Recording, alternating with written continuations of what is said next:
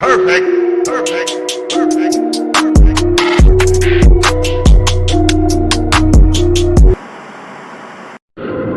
Everybody despises the villain, but never take accountability for creating the villain.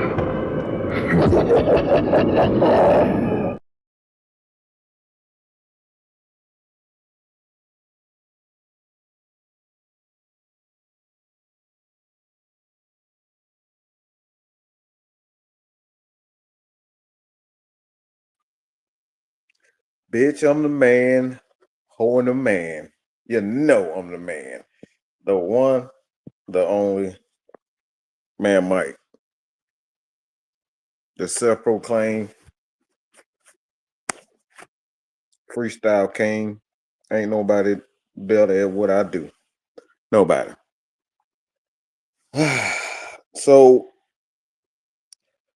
Glad what's going on?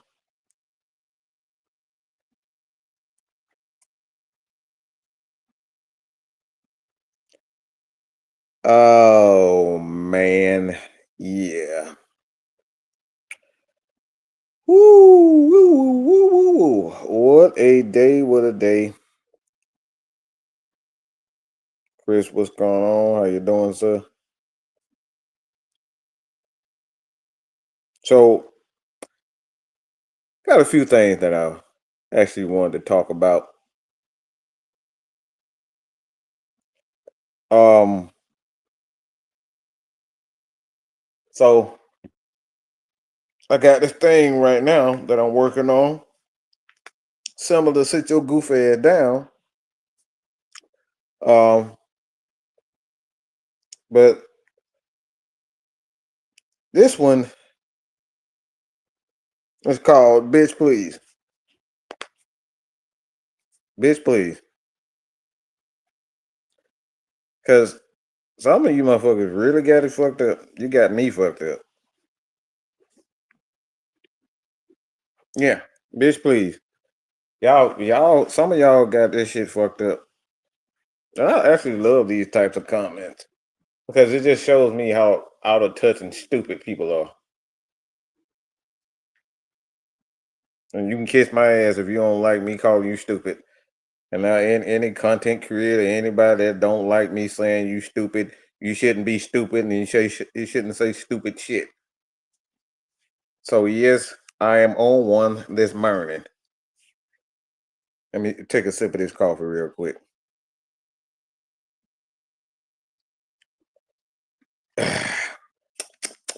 Taste that. Yeah, I know. It's probably a regular word in everybody's vocabulary these days. So if you ain't been called stupid, you're not human. Everybody been called stupid. Quite a bit. But this is one. Y'all, nobody should be surprised by this one. Um, but I wanted to expand on it because I see quite a few people getting all excited and say, "Yeah, baby, we're there! Yeah, woo! We're finally got it. He's proven everything that we needed. See, you were wrong about this guy. You were absolutely wrong." Right? Bitch, please kiss my ass. Okay? And nobody should be surprised by this. Um, and I'm not one to sit up here and just call you stupid. I'm gonna tell you why this is such a fucking stupid statement that anybody should be saying. It's a couple of things that I actually want to talk about. But I'm gonna get this one first. Um, Joseph, what's going on? How you doing, Maurice? What's good? But I'll give you a reason why you're stupid. I just don't say, you know, you're a dumb motherfucker or your point is fucking stupid. Because we hear this stupid shit all the time. And like I said, Tanky Poo ain't the only one that be saying this stupid shit. I see a lot of Falcons fans saying this stupid shit. James, what's good? Um, it's fucking stupid. This is why it's stupid. It's crazy how 1-2 games can change everybody's opinion about somebody.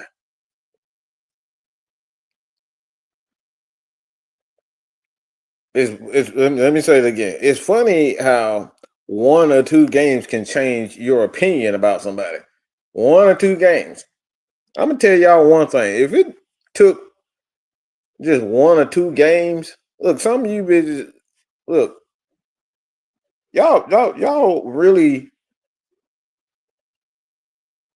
wonder why a lot of these OnlyFans women damn near millionaires right now is because of this shit. This same principle. It take you just 1 or 2 games to change your opinion about somebody. And you wonder why Lil Tay and Lil May and Lil Auntie Boom Boom got $1 billion. It's because of stupid motherfucker like you. This is why a lot of these motherfuckers are quadrillionaires. This is why Donald Trump is a quadrillionaire. Kabillions, gazillionaires. It's because of stupid shit like this. It take y'all 1 and 2 moments to come to a conclusion like this.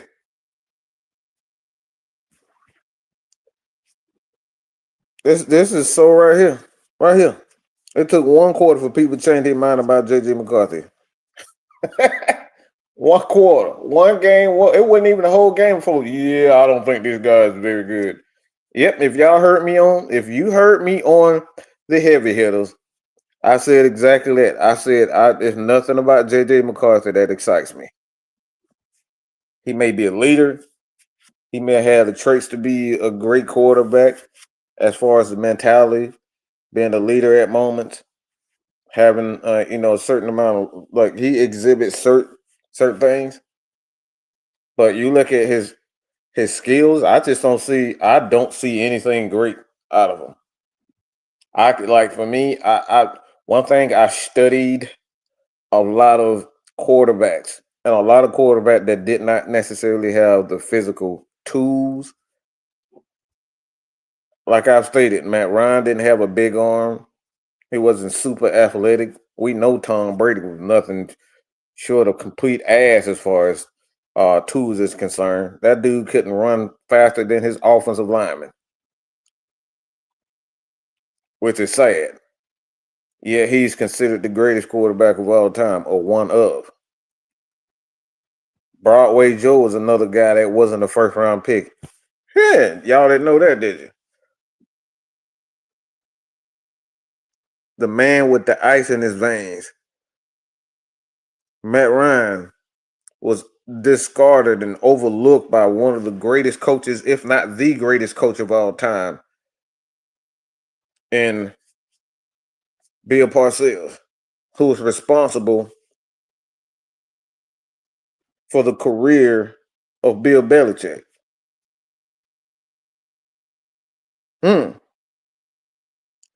Overlooked because he didn't have those physical traits to do that.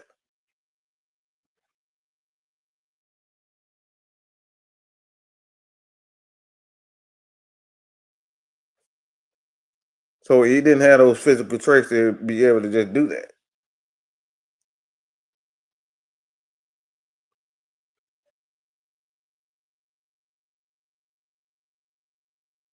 So we look at all these players and just see, oh, he's a first rounder. He went to this school and that school, and he did this and he did that. But like, man, I'm not surprised by it at all. I'm not surprised by everybody finally getting over it.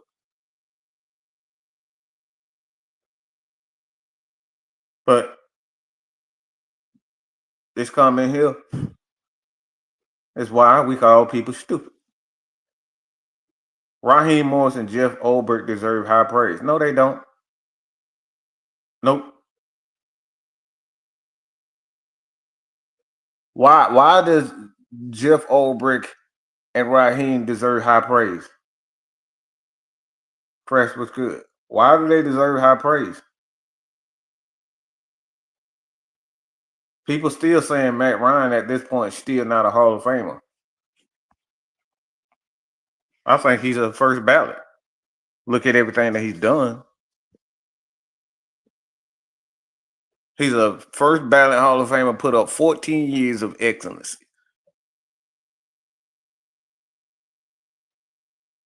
14 years of excellency, and we're not willing to put him on a pedestal. Every time Matt Ryan's name get called up, y'all got to say Julio. Y'all got to say Roddy. You got to say Tony Gonzalez made him. All these things before admitting that Matt Ryan is the greatest of one of the greatest quarterbacks to ever put on an NFL jersey and play for an NFL franchise. We're still unwilling to do that. But I'm supposed to, after 2 games, praise Raheem and Jeff Ulbrich for what? Why am I praising them? Why do they deserve high praise?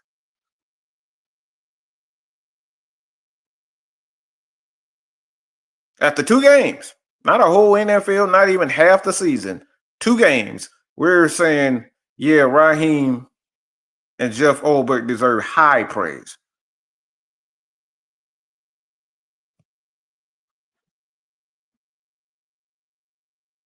And this is why I say kiss my ass and sit your goofy ass down. Bitch, please, kiss my ass. We're ready to put these guys in the Hall of Fame after 2 games. We're ready to wipe this slate clean after 2 games. After 2 games, the Atlanta Falcons have played tremendous defense. And there's a lot to even make up and to improve defensively. There's still some things that need to be improved. Falcons should be 2-0, not 1-1. That's right off the bat. There's no reason why the Falcons should not have closed that game out.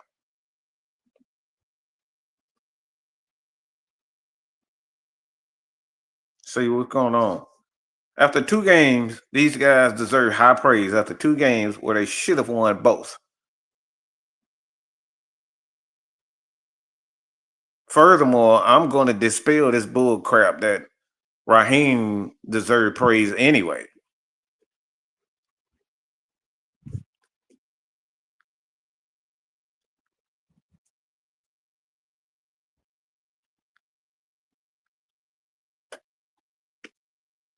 Raheem deserved praise because his defense is better than what we've had in 10 years. Let me say it again. Raheem deserved high praise because of a moment in time. Something that we haven't had in 10 years or so. You mean the consistent defense? Even when we went to the Super Bowl, the defense wasn't great. And you tell me after 2 games, we should put Raheem and Jeff Ulbrich on a pedestal for freaking what?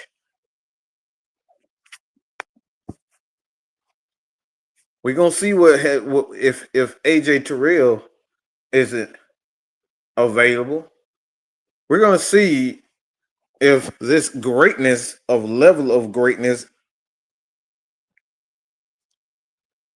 why these guys should. AJ Terrell can't go. We're gonna see how great of a coaching staff they are. Can you put together a game plan without AJ Terrell? Can you put together a game plan when your offense when you're deep or when your offense can't get in the can't get touchdowns, can't get the ball rolling? Can you come up with a game plan to continuously in moments in different moments during the season? Can you, if we can't get a lot of pressure, can we as a defense come up with a plan Or come up somewhere we just stop the run because we can't stop the pass. Or can we stop the run? Can you make those necessary adjustments? We're gonna see about that.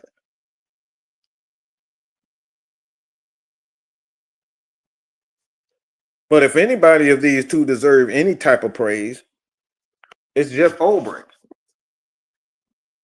Because it was quite a few of these people in here that was saying that Jimmy Lake was the reason why they sucked. Let me remind you what you motherfuckers said. And a lot of you Falcon content creators too. A lot of you son bitches know exactly who you are. And some of y'all favorite ones too. You son of bitches went out over and over and over again and praised Raheem and completely shitted on Jimmy Lake when the Falcons sucked.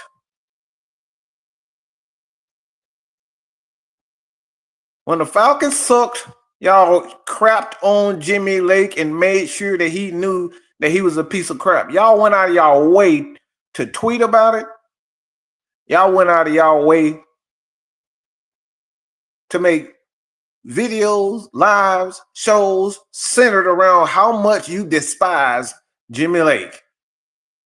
And now, when the defense started looking a little better, we're going to start pointing the finger at and say, Raheem Morris oh my God, he's finally getting the defense together. Oh, whoa. What do you mean Raheem is getting the defense together? Because last year, to the best of my knowledge, the defense looked like ass with him as the head coach, right? And the best of my knowledge, Raheem Morris said through his own mouth that he's not a defensive guy. So now we want to give Raheem praise for the defense looking good the first 2 years. But Jeff Ulbrich doesn't deserve most of it. The Falcons defensive lineman coach last year, he couldn't generate, and he couldn't generate pressure. He couldn't help the team generate pressure. Now we got a new defensive line coach in Nate Ollie, who's come in, and now the defensive linemen look like they're finally getting what we thought, getting the results that we thought we would get out of these young players and veterans. But we want to point the finger at Raheem and say Raheem is the reason. Dude, what's going on? We want to point the finger at Raheem and say Raheem is the reason he deserves credit. No, we're not doing that. Because last year with Raheem, our linebackers looked like absolute crap. Our defensive line wasn't consistent at getting pressure. They showed very little aggressiveness at times. So now that we have a new defensive coordinator and Nate Ollie, we want to point the finger and say, Raheem, see, he's finally getting it done. No, we're not doing that. Does anybody want to give Vic Fangio any praise over there for what he's doing? Anybody know who Vic Fangio is?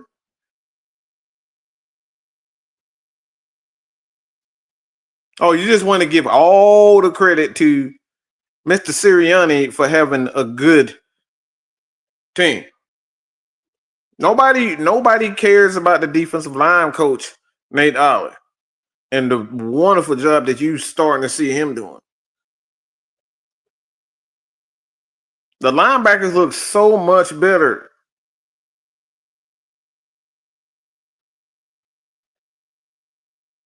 The linebackers look aggressive.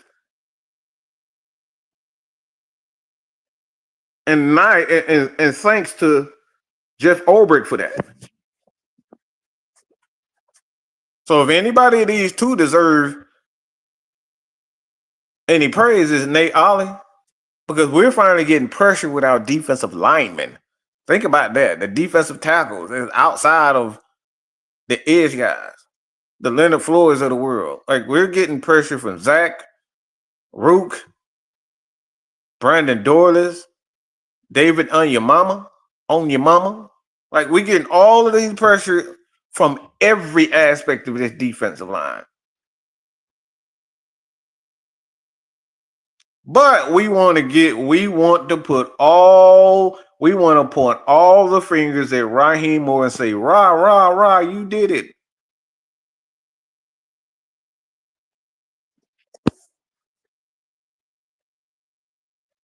See, this right here. Raheem is at the top though. He gets blamed if something goes wrong, so he should get the credit as well. No, the fuck he shouldn't, for the reason I just said it. Nah, that's not how it goes. This is a team sport. Man, Mike don't get all the credit for 10,000 people that support what we do. Over 30,000 people for Jew Talk Sports. Y'all trying to tell me because Jew and I work together, Kev and I work together, the heavy hitters, we work together, the Dunn and I work together, Maggie, AFN, we work together, that I should get all the blame and get all of the credit? Absolutely not. That is the dumbest statement ever. If you got a team and if you have people that work with you, you are not the sole reason and you're not the sole blame. It is a team effort all way through and through. You can't get credit for having the baby without having a mate, right? Let me say that again. You can't get all the credit, okay? All the credit for having the baby if you ain't got the mate. So how can a man just solely have a baby on his own? How can a woman just solely have a baby? Look, somebody has to be that second party.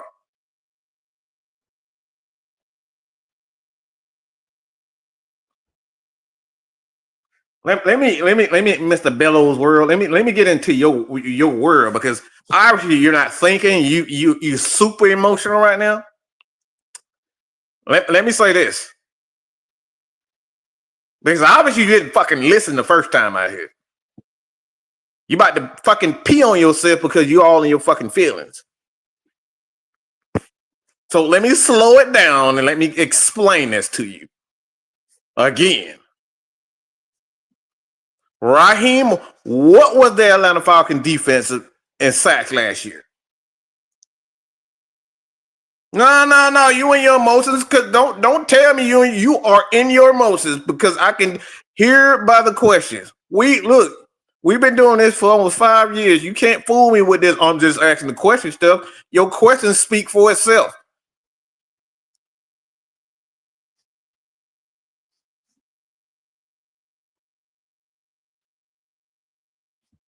What were the Atlanta Falcons last year in sacks?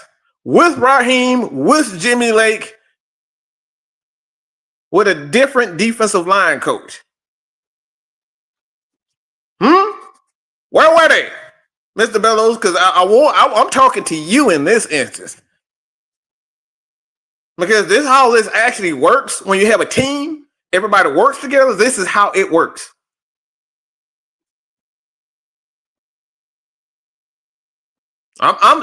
You see what I'm saying? He keep responding. Who do you blame? Who do you blame? We gonna respond to this. I'm responding to this. This is what we're talking about. Okay? Second to last in sacks with Raheem, Jimmy Lake, and a different defensive line coach. I think it was J whatever the guy name. We got him from San Diego.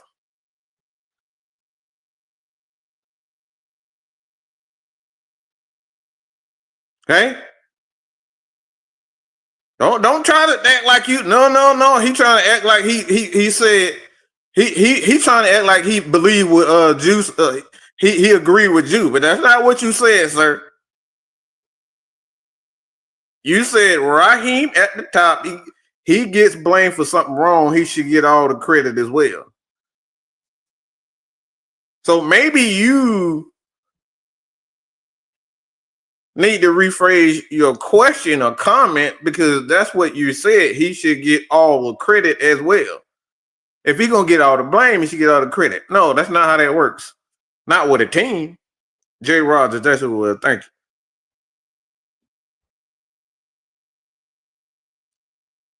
Everyone should get the credit. Because if Raheem was here when we was dead last, and we got some guys and that are new and Jay Rogers, but Nate Ollie, Muttenberg is another one of those guys, a secondary guy that he brought in. He was calling plays, and he's one of those guys to come over from the Jets to follow him. He's another one of those guys that's a part of that defense. So we got Jeff Muttenberg, whatever his name is, but he's a secondary coach here. And then you got Nate Ollie. So if the sack numbers and the guys are better with these coaches on, how can we sit up here and get all the blame and all the credit to Raheem Morris? And Raheem Morris gets blamed for when we talk like when we're talking about crap. Raheem didn't get blamed from me personally because we lost a lot of games. Raheem got blamed for me because he refused to change the order of the defense. What I mean by that, do we have to bring up the fact that he didn't know how to turn that we had to play 15 yards off? When we know we should be playing a little bit more aggressive? Because when Jeff Ulbrich came in as the defensive coordinator, what did he say he was going to do? He was going to be aggressive. We're going to play aggressive. We're going to get after the quarterback. We're going to blitz, and he's done exactly that. When Jimmy Lake was here, the Falcons didn't do that.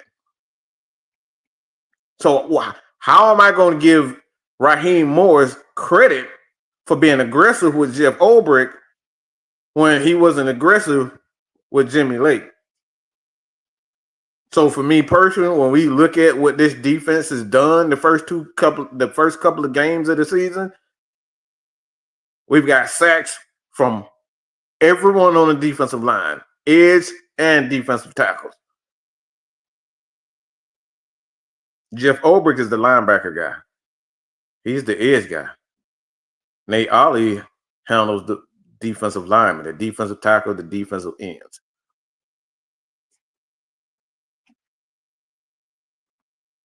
No, that's not how that works. Nope. That's a fantasy world. He's the captain of the ship, but we're going to forget, see what you're saying is complete bullshit right here. This is why this is complete bullshit. What's a ship without an engine? Huh? What's a ship without the engine?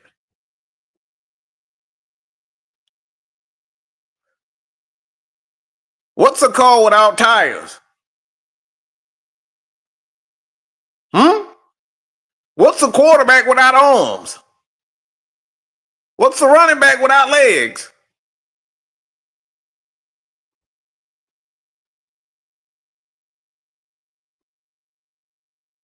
So because we want to proclaim him being the head coach, we want to give him all the praise and all the blame. No, that's not how that happens. Because there's a few games last year where defensively you had the right calls, and guess what? We had the right calls defensively, and guess what happened? Guys miss sacks. We can't blame the head coach and the defensive coordinator for guys not going out there executing. There are games where Raheem made the right decision to bring Younghoe Koo in to get kicks, to make kicks, and guess what? Shanked it.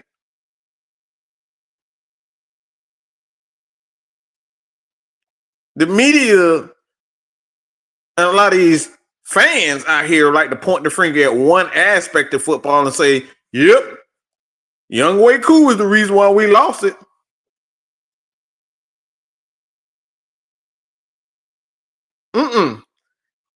Raise your hand if you understand what I'm saying, because Mr. Mr. Bellows World, somehow he don't get it.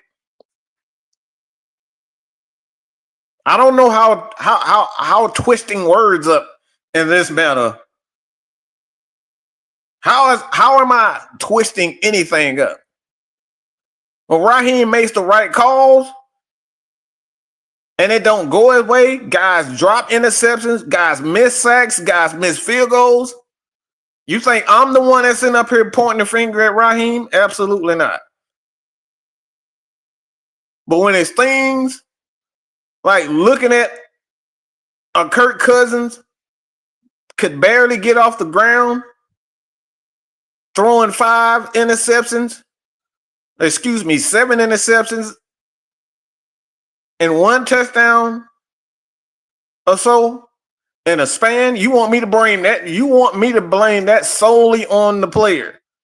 These are aspects of the game where we talk about. It's more than one aspect of the game. It's deeper than just, oh, he get all the blame because he's the top guy. Oh, she gets all the blame because she's the top woman. That is foolishness. Y'all want to dumb the game down to just, I'm the head coach, do what I say. I'm the head coach, I get all the blame and I got all the praise. The game has never been about that. Because guess what? Even the great Bill Walsh system failed until he perfected it. Even Tony Dungy's system failed until he got with a guy in Money Kiffin to help him perfect that Tampa 2 defense. The two brought their concepts together as a team and perfected a system that'll never be lost. But we want to point the finger and just say it's because he's the head coach, he should get all the blame and all the credit.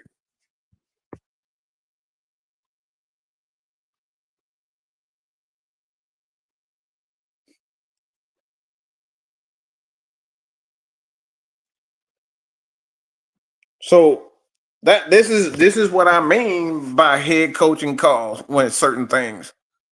So is Raheem to blame for all of the problem last year with the Atlanta Falcons? Absolutely not.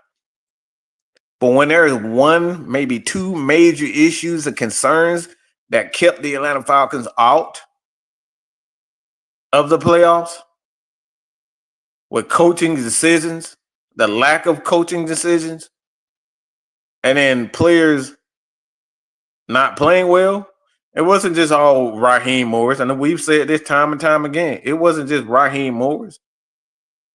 But one of the major reasons why we lost last year is because of 2 things. Young Way Koo missing chip field goals,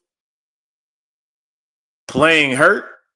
Young Way Koo playing hurt and not deciding to run the ball when the game was clearly when the offense wasn't clearly moving the ball. These are aspects of the game that he can improve. But that goes both ways. It's about execution and coaching. The coaching can change the course of a game just by his decision making and being honest with himself.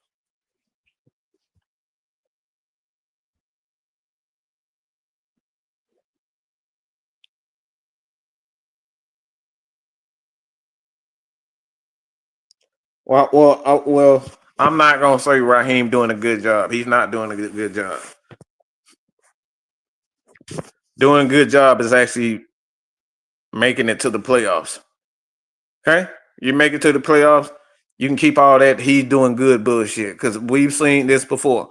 How many times as Falcons fans and NFL fans that a team starts off well, but then a couple of things happen, they end up going right back to themselves.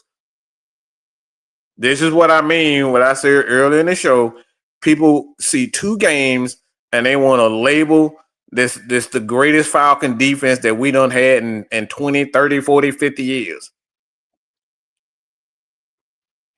We ain't even got halfway through the season. We already talking about this is the greatest defense we've seen in a long time. We don't even know that. We want to say Raheem is a great coach already.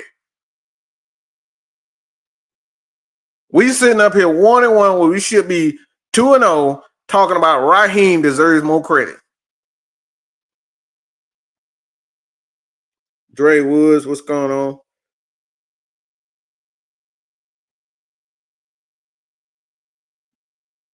No, you can kiss my natural black ass with that be positive stuff.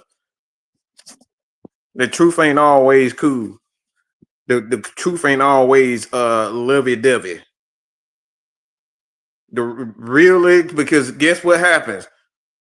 When we go on a 3-game, if we go on a 3-game losing streak, y'all be right here saying, "Oh my God, Mike, I can't believe you chose." How many times have we said this? This is the same reason why I don't. This is why I do not do predictions, because I'm not gonna put myself in a position to look like a complete and utter fool because I got super happy over some shit that I've seen time and time again before. We gave Grady Jarrett $20 million, hoping that he would give us 10 sacks. And he never did in his career, but we willing to give him $20 million.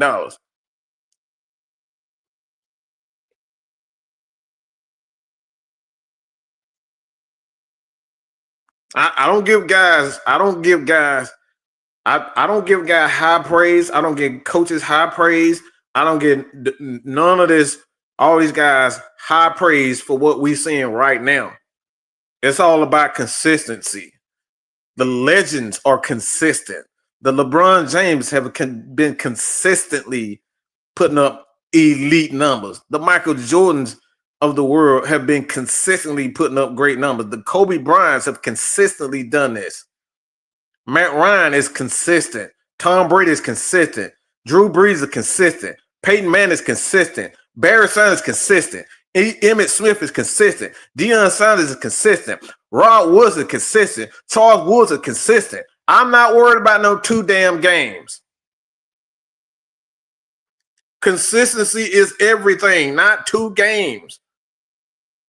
Auntie Pam is a season ticket holder. You know how many times she come back upset because we got a lead and she got to go back home thinking that we got to win? Thinking we got to win, and then a minute left in the ball game, we give up a big play. A team like Detroit drive down the field in 15 seconds and 20 seconds and win the game.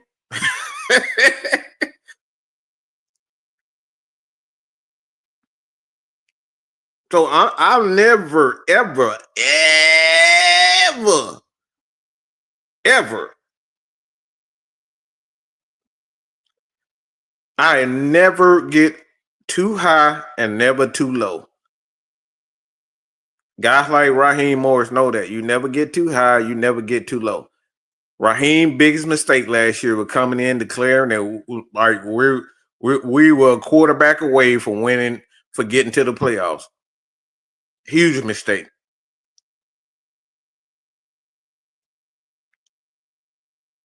Like, it's about consistency. I want to see 82 games where Trey Young is doing this thing. Steph Curry, all these guys consistent. I want to see 16, 17 games of Michael Penix being consistent. I want to see consistency from Bijan Robinson, Tyler Algier. Like, we had 200 yards rushing offensively, and we're saying that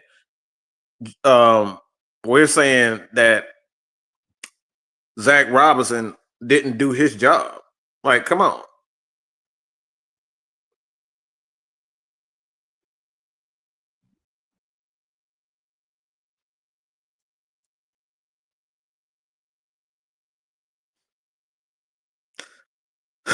I mean, that's not realistic when you're a loser. I just hate to say it. This is a loser. This is look for a long time. This franchise has been an absolute loser. It's not realistic when you're a loser. You can't expect people to spend their money to go look at some bullshit. Just hate to say it. You can't expect people to pay $2,000, $3,000, $4,000 for season tickets to go to get your ass kicked by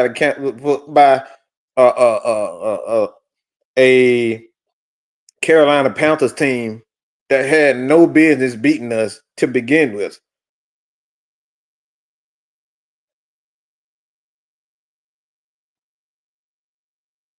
That ain't realistic. You know why? You know the real reason why Cleveland? Because this is another thing that we don't talk about. You know why the real reason why Cleveland sell out?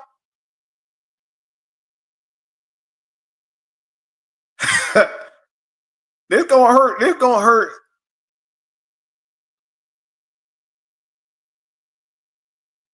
This is going. This like I said. This is reality. The real reason why Cleveland Browns sell out ain't because they loyal fans. It ain't shit else to do up in Cleveland. Okay, that's the real reason. Go to Cleveland and see what you can do up there.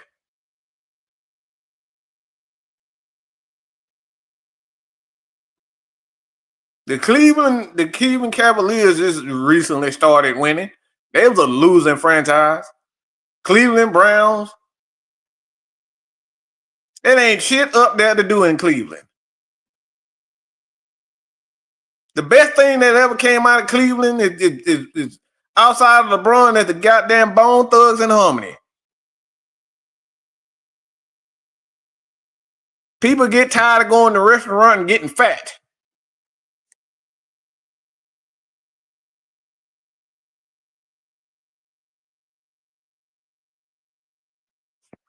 Because there ain't nothing else to do. You go to Green Bay, you know what's in Green Bay? Nothing.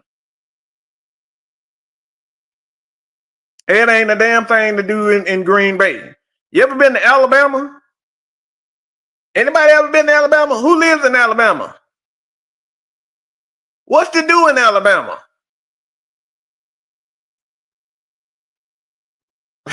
Like, it's nothing to do in those cities. You been to Detroit? Detroit is look. It ain't nothing but damn Ford plants up there.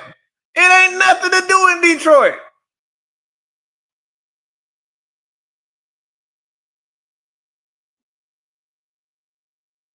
Why do you think they want to go to football games? You know what? Being in a small city, see, a lot of you people have never been to small towns. It ain't nothing to do in Alabama but to shoot stuff, eat, get fat, and drink beer. How do I know that? And play outside, Jew. How do I know that? Because my mother was born and raised in Alabama. It ain't shit to do but to drink, ride on four-wheelers, ride your bike, play baseball, play football, and that's it. It ain't nothing else to do there. Drink, eat, and that's all. So it's not the same when you come to Atlanta. A lot of people, when they come to Atlanta and they go to places like where Jew stays in Orlando, it's a lot of stuff to do there. It's a lot. It's different when you sit in a small city. It ain't nothing to do in Detroit.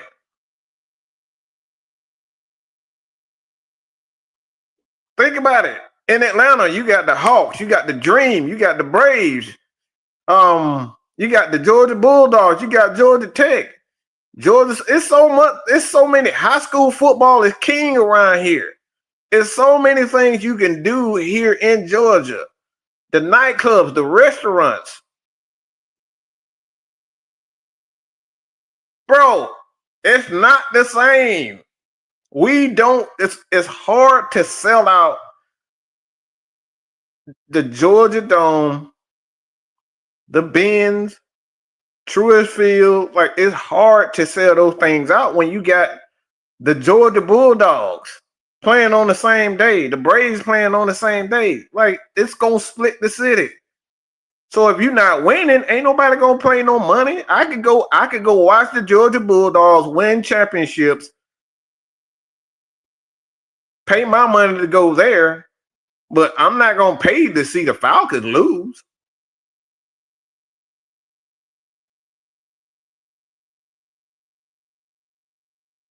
So these are the things that people don't want to talk about.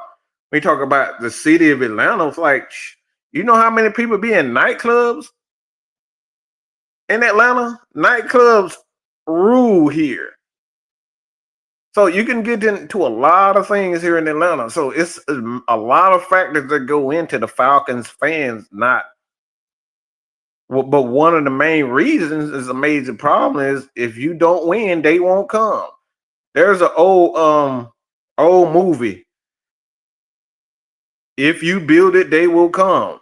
Y'all remember the Field of Dreams? If you build it, they will come. If you build it, they will come. He was talking about a baseball field because there was nothing else to do in that city, in that small town. So he took his field, his farm field, and he turned it into a baseball field. And they built the field, and people started coming because there was something to do. It was something to do there. If you have not been in a small city, a small town, you will never understand why it's so many different factors. But at the end of the day, ultimately, what I'm saying is the Falcons with so many teams. You got Georgia Tech ranked right now. They coming up. You got the Georgia Bulldogs doing their thing as usual. You got the Braves. Yeah, they losing now, but these guys are world champions. People are not just only Falcon fans. Like we look, give it time, and those guys will finally get it together. But there's so many factors that go in it. I'm not gonna I can't compare myself to Green Bay because they sell out. It ain't a damn thing but cheese, beer up there, cheese and beer, and cold ass weather. Those are three things you gonna look at when you look at Green Bay: cheese, beer, and football. When I go to New York, it's so many different things to do in New York.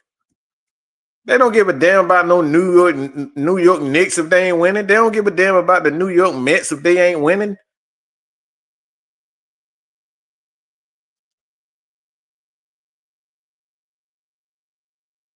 Bro, and John, look, he's in Oregon, okay?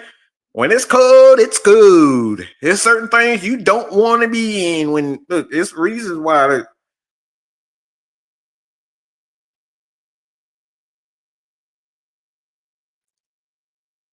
So it's a lot of things that go into this. So when it comes down to Raheem Morris and Jeff Ulbrich, no.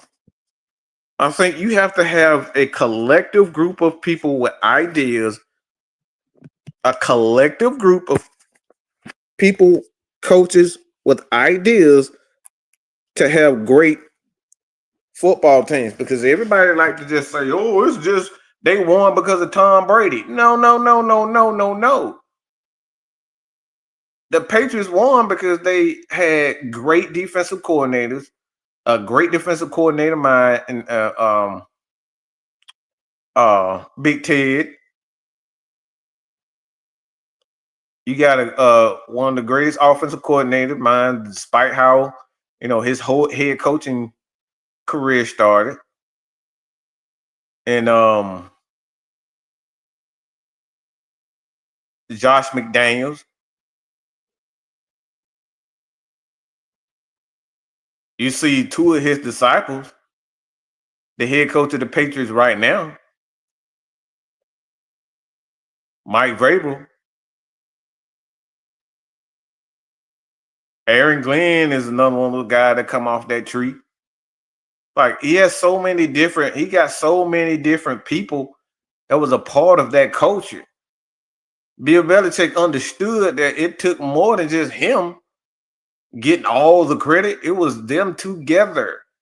So it's never going to be one. It's never just going to be all Raheem and all Raheem gets all the credit because he's the head coach and Raheem gets all the blame. No, no, no, no, no. Because the truth be told, if we're going to do that, let's keep it 100% real. Kyle Shanahan deserves a lot more credit for the Atlanta Falcons' success. If we're going to put all the blame just solely on the coach and their success, then Kyle Shanahan deserves all the blame for helping get the Atlanta Falcons getting to the Super Bowl. He deserves all the credit. Why? Because the biggest aspect of this offense, the Atlanta Falcons offense, the Atlanta Falcons team was the offense. Matt Ryan, their running game, and scoring a bunch of points because our defense was absolute, like they were bottom feeders. Yeah, they got turnovers here and there. But if we're going to put all the blame on and all the praise and all the blame on coaches, then we should not be shitting on Kyle Shanahan the way we shitting on him. And that's just 100% real. Kyle Shanahan, Matt LaFleur, because he brought Matt LaFleur here. He brought Mike McDaniel. All these guys were here. Kyle Shanahan brought these guys here. So we're going to place all the blame because we like or dislike guys, then, well, we shouldn't be disliking Kyle Shanahan. He deserves more praise than that then. But I know y'all ain't going to like praising Kyle Shanahan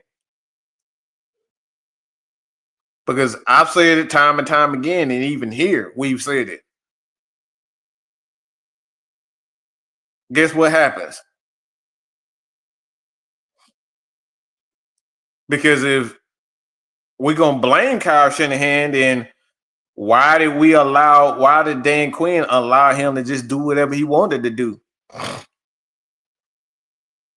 If Kyle Shanahan was the reason why we lost, then why are we sitting there period not giving Dan Quinn most of the blame? But that's not how football works. It's a collective.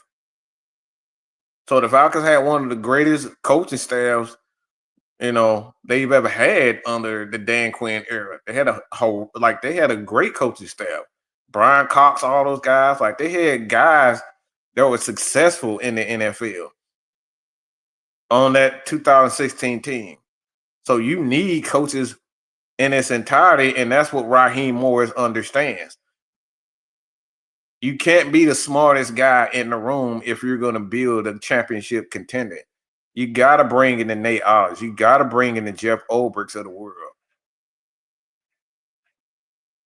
Sherman, what's good? Floyd, what's good? And this is what I mean by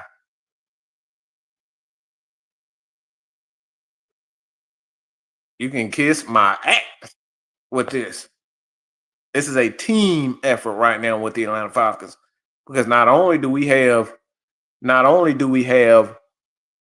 Jalen Walker, James Pierce Jr., Ed Kitty, Floyd, Zach Harrison looks great. Onyemata looks great. Caden Ellis is playing well. Divine Diablo. Like, you can't tell me this was all Raheem's idea because it wasn't.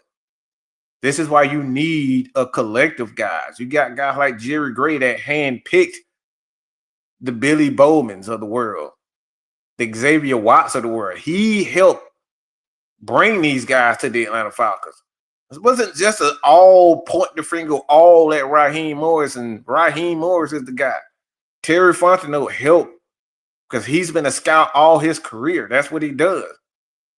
So this is deeper than just Raheem Morris and Jeff Ulbrich.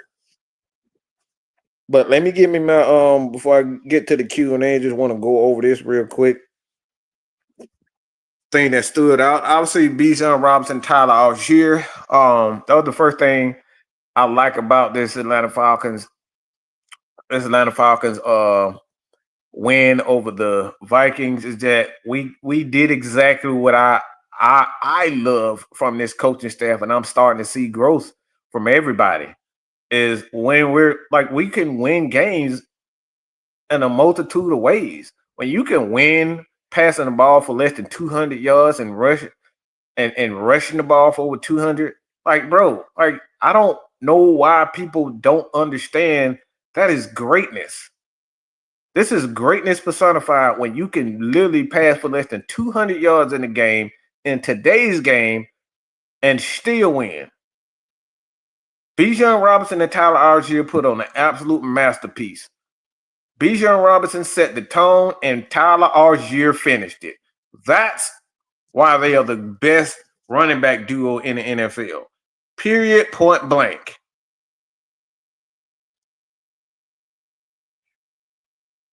Zach Robinson's game plan coming in. Everybody was just so focused on Michael Penix being him. He is him. Yeah, he's him. But sometimes you don't need him to be him when you want him to be him. So I thought he had a great, I thought he had a great game plan.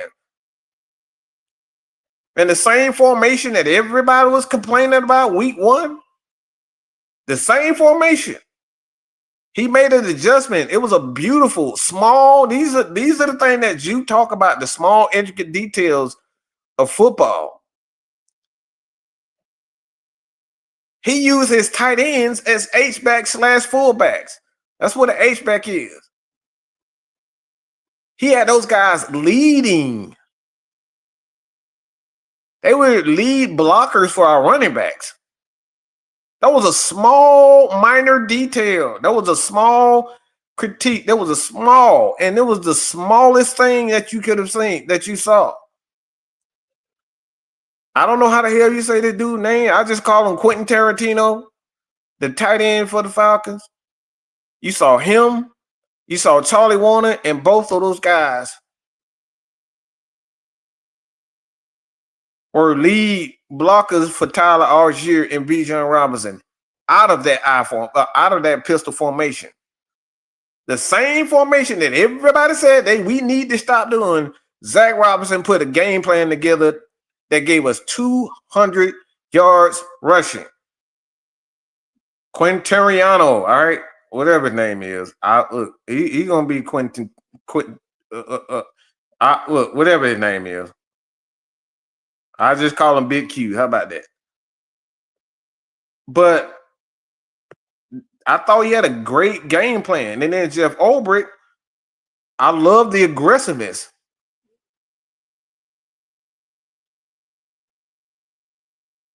You ever heard of America's Most Wanted?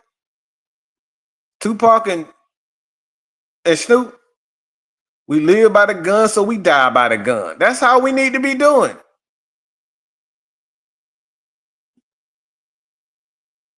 We live by the gun, so we die by the gun. Live by the gun, so we die by the gun. We're going to live and die by the blitz, being aggressive. You're not going to win a lot of games by playing 15 yards off and being scared. So I love the fact that these guys are, look, they getting after it. They're forcing the offensive line to block our guys one-on-one by playing that bare front. They're forcing them.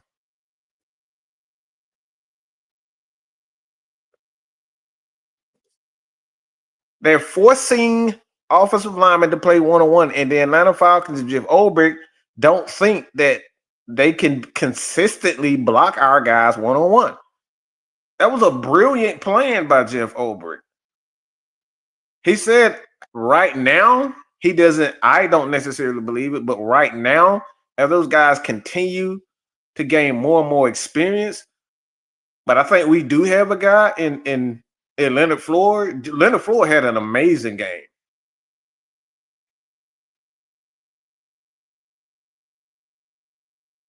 But Jeff Ulbrich consistently, like, he's getting after it. He's not waiting. He's not sitting back and waiting for guys to get home. Like, we're going to blitz and we're going to get after it and we're going to win. That's a great game plan. So again, Bijan Robinson, Tyler Algier thought it was a great game plan. Those guys executed well. The offensive line did well. Elijah Wilkinson, he's still showing you that one of the main reasons why we have the best offensive line coach in the game, in my opinion, Dwayne Leffert. Running backs coach Zach Robinson with his game plan to do those small tweaks, the small things with our tight ends and turn those guys into H-backs / fullbacks, and then Jeff Ulbrich. So those are the things that stood out to me as to why. We can sit up here and say, yeah, we got interceptions, we got turnovers, but it's those small things. It's these small things. And I thought D. Alford did a pretty good job of stepping up in the absence of AJ Terrell when he went out in the second half with a hamstring. I know I have not seen anything at this particular point. Raheem said yesterday that he will know, so I'm assuming that it'll come out probably later today or Wednesday. But like these are the things. These are the things that we're talking about. Like when you can beat the living crap out of your opponent, just physically with body shots. Like that was another thing, MJ. Juan was talking about him. He and K Style were talking about the direct snap. Like these are the things when you realize that Bijan is on, you got to keep giving it to him, bro. Like you don't take the ball out of Kobe Bryant's hand when he got 50 and a half. Like who the fuck does that? I don't care about your fantasy football league and you want your quarterback to have 200 yards passing. When Bijan Robinson and Tyler Algier is feeling it, when that offensive line is feeling it, keep feeding the monster. Feed me more. Feed me more. Feed me more. Feed me more. The Vikings have a damn good defense, and they were being physically outmatched by this Atlanta Falcons running game. Our offensive line and running backs, like Bijan, were running through these guys like it was nothing. Feed him more. Feed him more. Okay? Feed him. We have an offensive line who all apologize to Michael Penix. You know you have a team taking ownership of their game. And it's like I said, it's simple as that. They got outmatched and manhandled by that Bucks defensive front. Like, and you see Kyle Pitts. I thought his route running again, MJ. That's a great point. I thought he was great attacking the football up high. He was real crisp out of his breaks. Like I love what I saw. I just love what I saw from the coaching staff. I love what I saw with Raheem, Jeff, Zach. Like I want to consistently see growth, and like I said, it's not about one guy or putting all the blame on this guy. It's like it's just accountability, and at the end of the day, everybody is a part of this team. Raheem is not going to get wins because he's the head coach. He's going to get wins if he has his coaches developing players, and we're starting to see that. June boy, what's going on? We're starting to see the defensive players being developed properly. The offensive, like one thing I do think we need offensively, we need a guy with speed. They're not respecting us as a deep threat. But I think that'll come in time.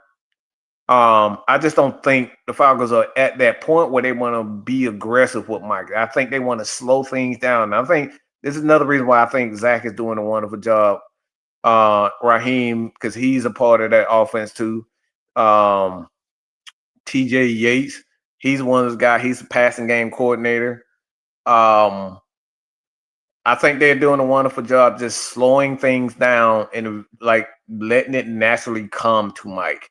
He's a natural leader, but he's still inexperienced in certain situations. But like when them lights come on, you start to see the talent in Michael Penix. But they're doing a wonderful job at this point. Like I said, we got to give it credit. Like I'm not impressed by 2 games. I'm not impressed with it. If we sitting in week 15 and we still doing this, yeah, it's starting to start. It really start for me. That's when it starts looking at Raheem and then looking at Jeff Olberg and say, all right, these guys deserve high praise for changing it. Because we've been around the world and now, I can't find my defense. I don't know when, I don't know why. When we're gonna get some sacks consistently. Yeah. We've been waiting 10 years to consistently get sacks, consistently get a defense. I am not jumping the gun.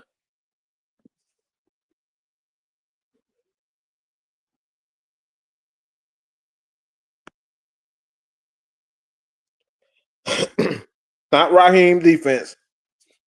This is Nate Ollis. This is Jeff Olbrich and Raheem. Let's get that right.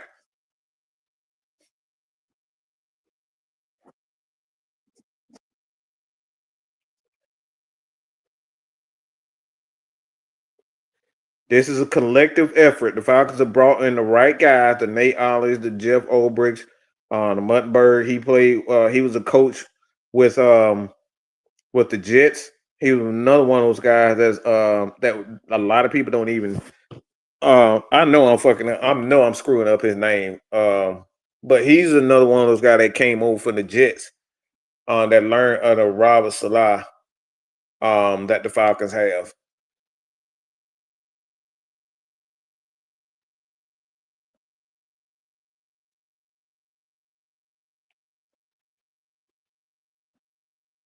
But he's another one of those guys that Barrett Rude is another one of those guys. So I want to read off the coaches that the Falcons have. Okay, so we got obviously Raheem, Zach Robinson, Jeff Olbrich as the defensive coordinator.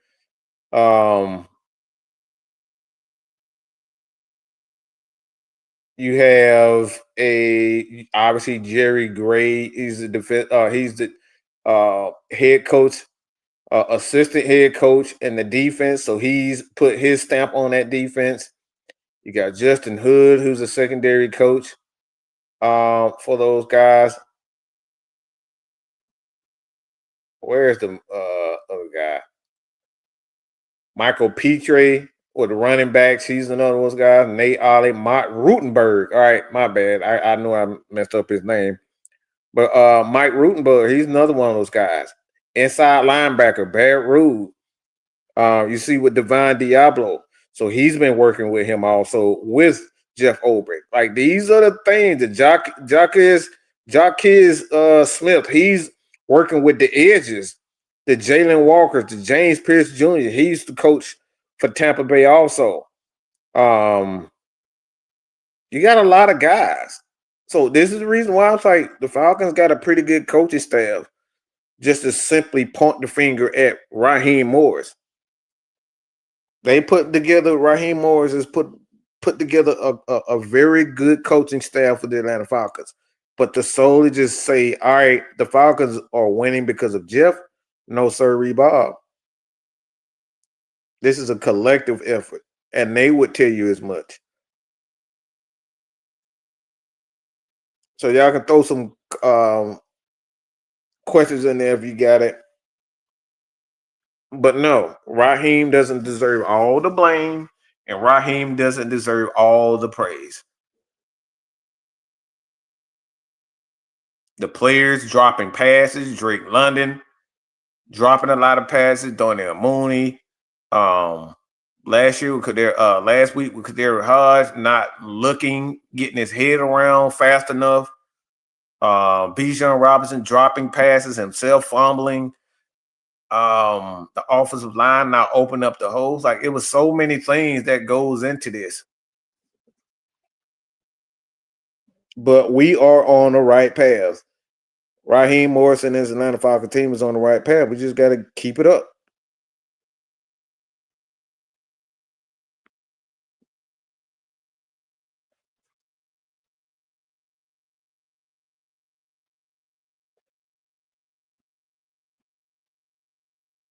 So yeah, like I said, man, the Falcons would be fine. The Falcons will be fine. The coaching staff is on the right path. Um, the Falcons are on the right path, and like I said, I look. It's all about being patient. You just got to see.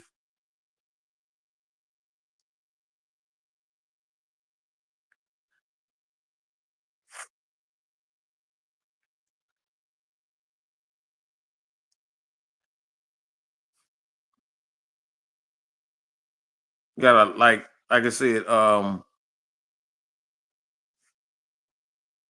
How long would it take for the youngsters? Mike McDaniel be fired.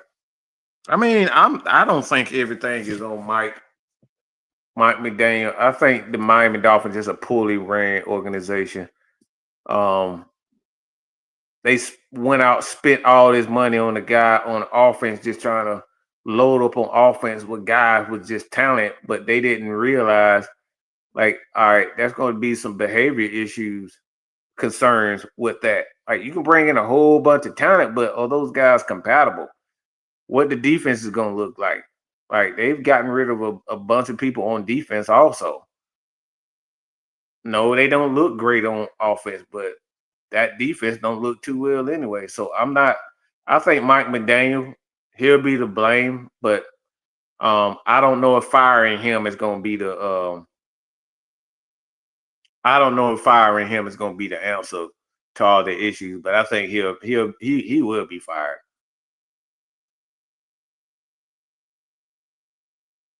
The Chiefs in New York, the Giants. I mean, look, all good things, bad things come to an end. Good things and bad things come to an end. It may be that time for the Chiefs. We don't know. We'll see. But if you worried about the Giants, I'm look, it's the Giants. Okay? It's the Giants. That's all I'm gonna say. I mean, they barely beat the damn. I mean, they was in a shootout with the damn the with the Cowboys. I don't think they got enough offensively to kind of keep that. But like I said, the thing is, people acting like Kansas City just getting blown out.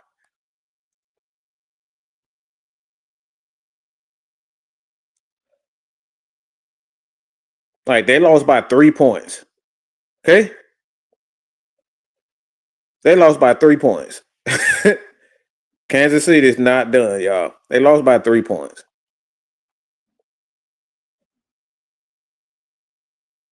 They lost by 6 points against Chargers, and that game was winnable.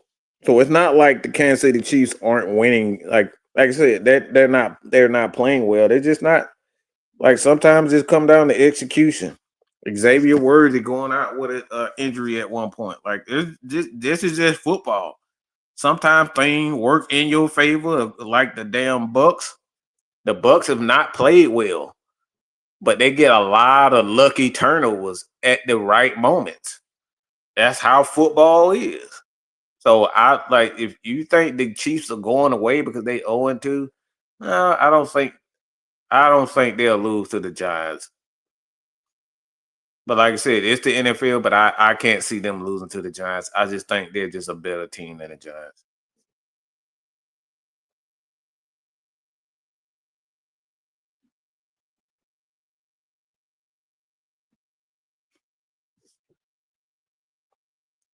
It said Chargers and Eagles are good teams, so going on two to those teams is acceptable. Yeah, it's like I said, it's not like the Chiefs are losing to trash teams. Like the Chargers look to me to be a playoff team. The Eagles seem to be a playoff team at this moment. But like I said, for me, a team that's um for me look like a Super Bowl contender. It just I think the Packers really look good, man. I think the Packers are looking really good. Just an overall team. They probably have the most complete teams in the NFL, if you ask me. You know, Aaron Rodgers look okay. He look a lot better. Um, he looks like a lot better than what we saw last year. But like I said, these are the things that work. That's how they work in the NFL.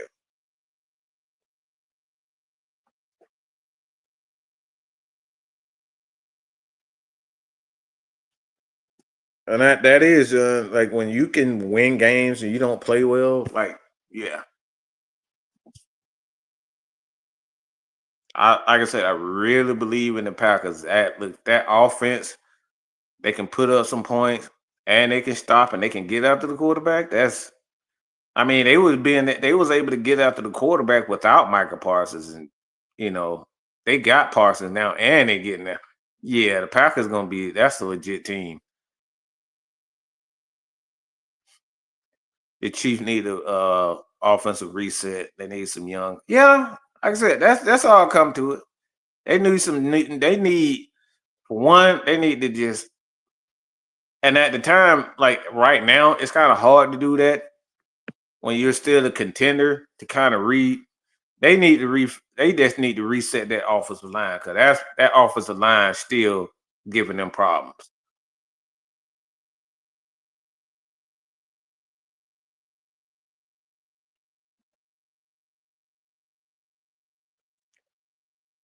What the Falcons missing to become Super Bowl contenders? A head coach being consistently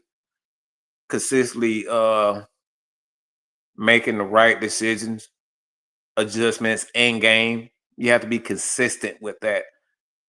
So it starts with the head coach, offensive coordinator, defensive coordinators, and the players. They got to be consistent also. They can't go into missing sacks in key moments. They can't drop passes in key moments.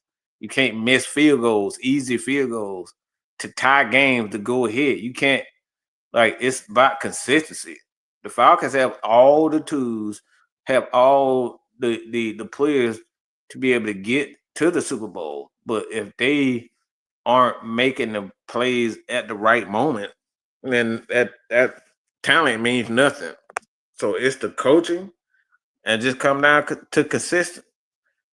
Because if you want it, like you can sit up here and point the finger at Raheem and Jeff Ulbrich and Jimmy Lake and uh Jay Rogers and all these other guys, but like players gotta want it too.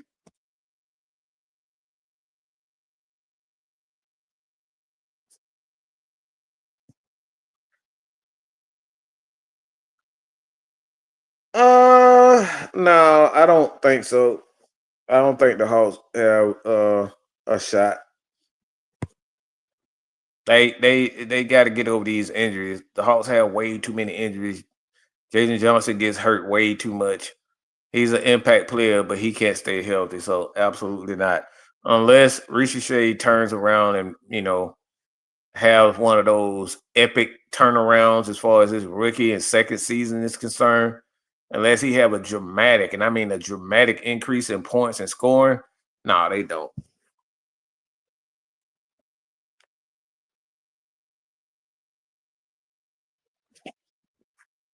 No, I would not say that this year.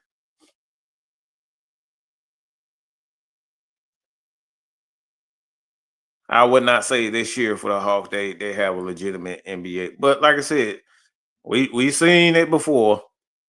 Indiana, um,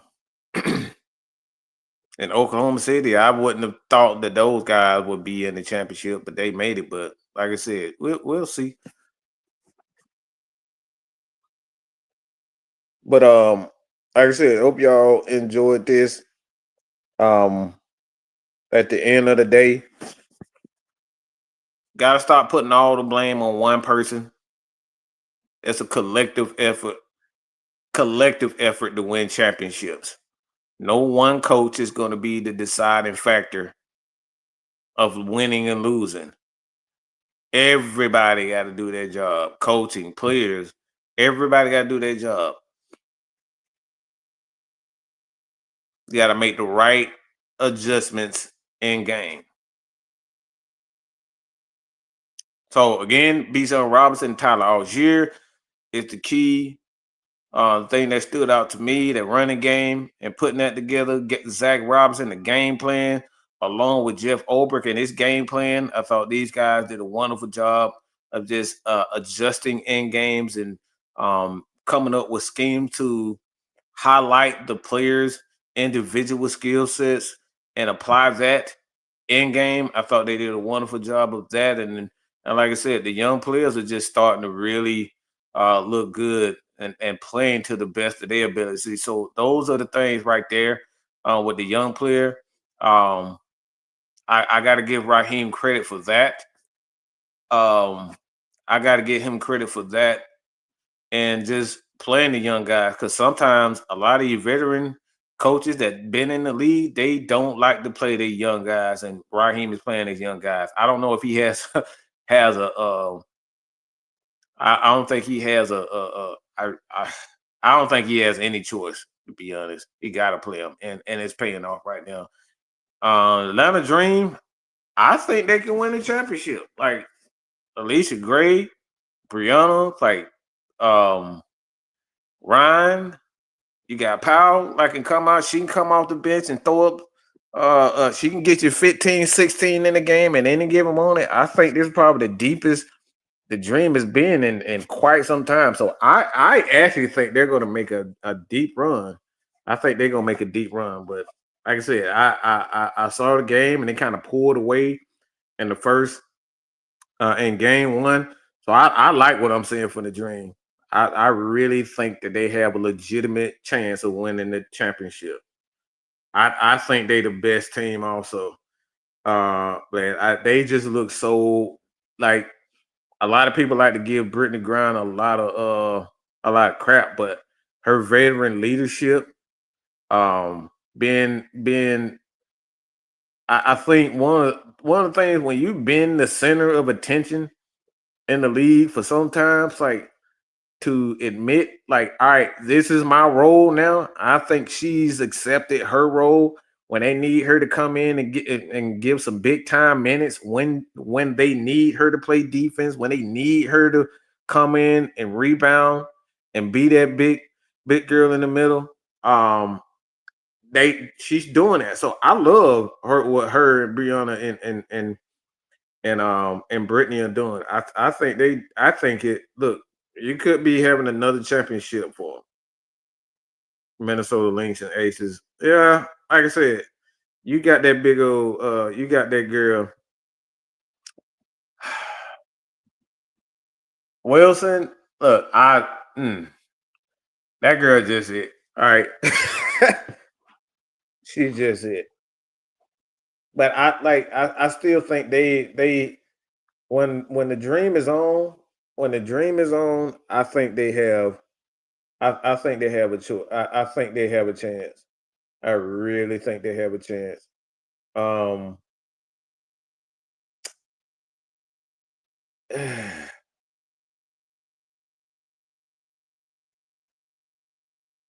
yeah, like I said, I just odds are just whew. Asia Wilson just good God Almighty. Yeah, that's gonna be tough. But if we can just allow her to do her thing, um, and pretty much slow everyone else down, I think they'll be fine. But Asia gonna do Asia. She's gonna do Asia thing. So I do think the Dream have a legitimate chance to win the championship. And like I said, if y'all want more on the Dream, Truth actually does his weekend recaps. He's gonna be going live in the mornings a lot of times. So you can go to 6 Man K Styles and Truth. All right, Truth Sports and Entertainment channel, and he does a lot of breakdown, not only the Braves but a lot of the Dream. He does a lot of Dream takes too. So yeah, it's like I said, this is going to be a fun playoffs. I think this is going to be a fun playoff for the WNBA. Even though a lot of their quote unquote stars or sellers of the league, they may not be in it, but I think they're doing a very good job of growing the game. Now they still got to work out this payment issues with the girls, but it's probably one of the best seasons that I've seen in WNBA. And I watch the WNBA more than I watch the NBA. That tells you all. That tells you everything. That tells you everything. So again, man, y'all hit that subscribe button. Continue to support your boy here at Man Mike Sports. Hit this. Do not forget to leave questions. All right. Hardcore, and I'm talking about hardcore, honest truth. Truth. Truth is not always positive in certain people's perspective. It could be taken as negative, but we're always going to speak the truth, the whole truth, and nothing but the truth. That's all I got to say about that. Hit that subscribe button right here on Mad Mike Sports. Deuces. I told y'all. Bad Mike told you time and time again.